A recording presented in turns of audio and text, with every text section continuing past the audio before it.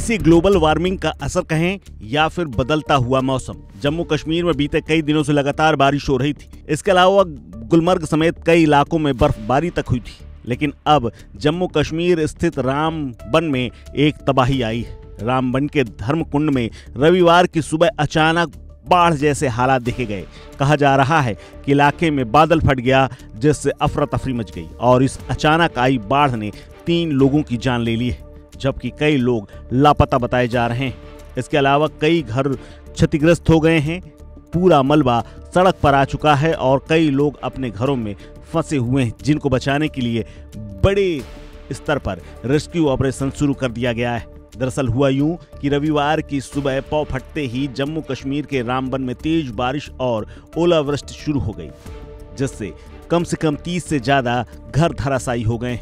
धर्मकुंड में आई अचानक बाढ़ ने 3 लोगों की जान ले ली है। वहीं अभी कई लोगों के लापता होने की भी खबर है।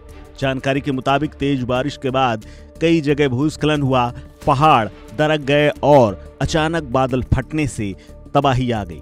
इसकी वजह से कई घर तबाह हो गए, मलबा सड़क पर आ गया है।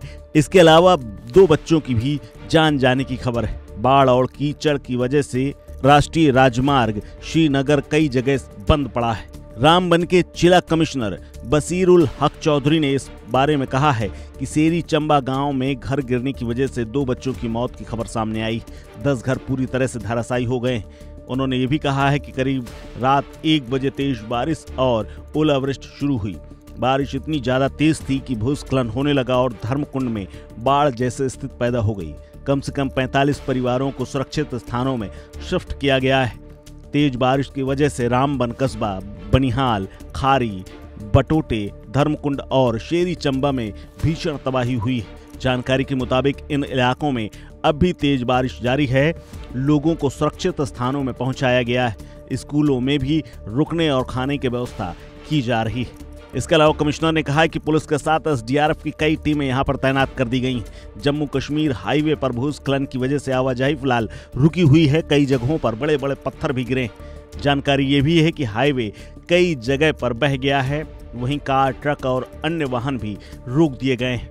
इसके अलावा लोगों को सावधान रहने के लिए कहा गया है और घरों में ही रहने के लिए निर्देश दिए गए हैं। इसके अलावा आपातकालीन स्थिति के लिए 24 घंटे हेल्पलाइन नंबर भी जारी कर दिया गया है, जो इस प्रकार है 01998295500 और 01998266790।